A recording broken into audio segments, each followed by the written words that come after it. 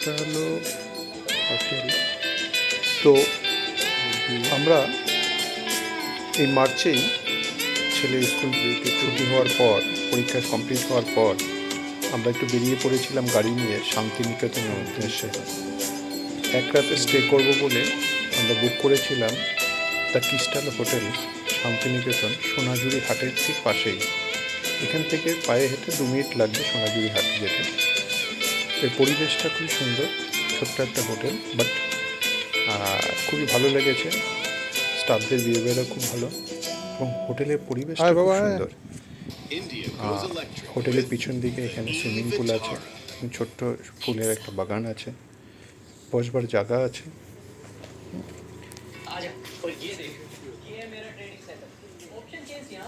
তো আপনারা চাইলেও এখানে যেতে পারেন।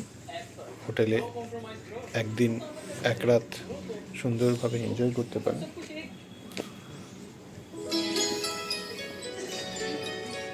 সুইমিং পুলে আমরাও বেশ কিছুটা সময় আমরা পৌঁছেছিলাম 12টা সাড়ে 12টা নাগাদ, 11টা সাড়ে 11টা নাগাদ।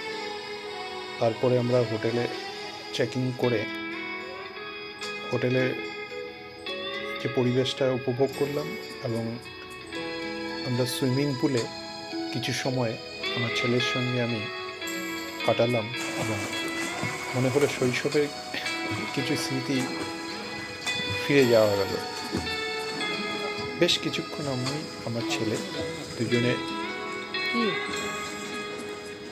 আমরা সুইমিং পুলে খুব আনন্দ নিলাম। সময়টা খুব এনজয় করলাম। আমার মিসেস সে সুইমিং পুলে নামলো না, বাট আমাদের যে এই আনন্দের মুহূর্তগুলো সে ক্যামেরা বন্দি করলো, যা আমাদের বিভিন্ন সময় স্মৃতি আমরা খুঁজে পাবো এই ক্যামেরার বন্দি ভিডিও থেকে বা ছবি থেকে।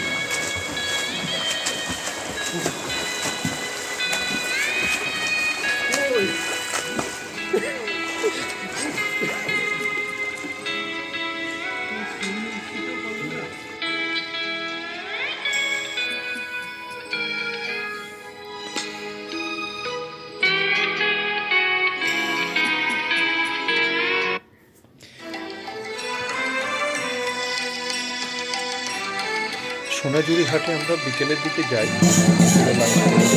সোনাঝুরি হাটে যাই। সোনাঝুরি হাটে বিশেষ করে শুক্রবার দিন, মোস্টলি যেটা আমি ইনফরমেশন পেলাম, স্যাটারডে সানডেতে প্রচুর লোক আছে সেই দিন গ্যাদারিং, যেটা আমরা আমাদেরটাও ছিল সানডেতে বেশ গ্যাদারিং দেখতে পাচ্ছি।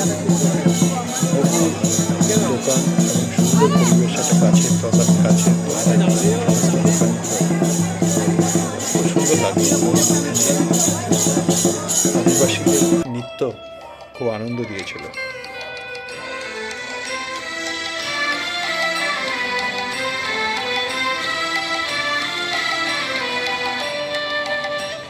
এটা রাতের পরিবেশ। রাতে হোটেলটা যেন আরও মায়াবী হয়ে উঠলো, আরও সুন্দর, তার সৌন্দর্য নিয়ে যেন সবাইকে আহ্বান করছিল।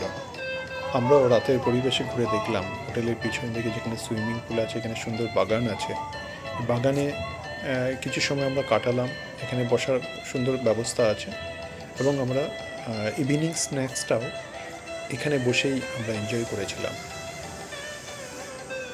তো আমার ছেলে ঘুরে ঘুরে সেই বাগানের সৌন্দর্যটা ক্যামেরাবন্দি করছিল। আমি আমার মিসেস নিরিবিলিতে বসে গল্প করছিলাম।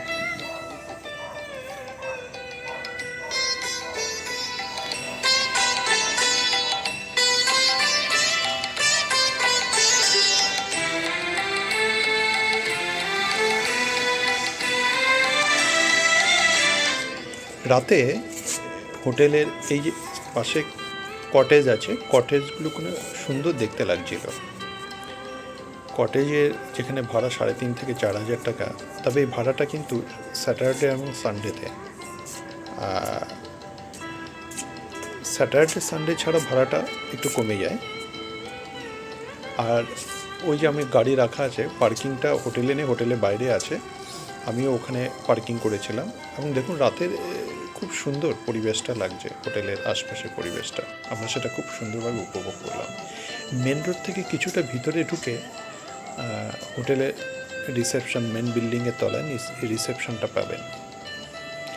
এটা হচ্ছে হোটেলে ঢোকার রাস্তাটা, বেশ কিছুটা ভিতরে যেতে হয়, গিয়ে হোটেলটা আছে। এবং ছোটোখাটোর মধ্যে এরা খুব সুন্দর সাজিয়েছে হোটেলটাকে।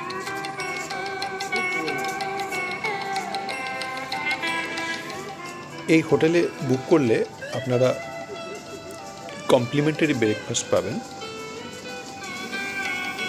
বা ডিনার বা লাঞ্চ যদি করতে হয়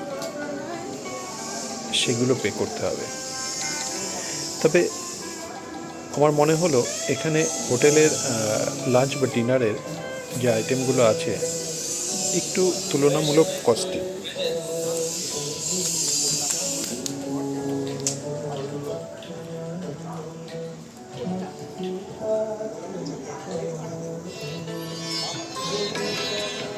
দেখুন রাতে খুব সুন্দর লাগছে হোটেলটাকে। এটা হচ্ছে কটেজ, কটেজের নিচে একতলা এবং দোতলা, এক একটা কটেজে দুটো করে রুম।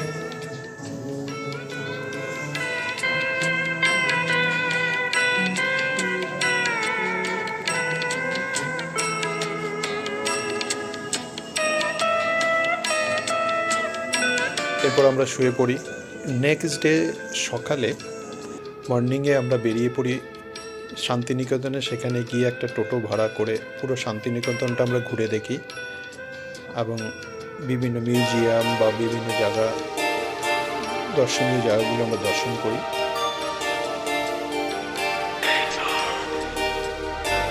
তারপরে ফিরে আসি নেক্সট ডে।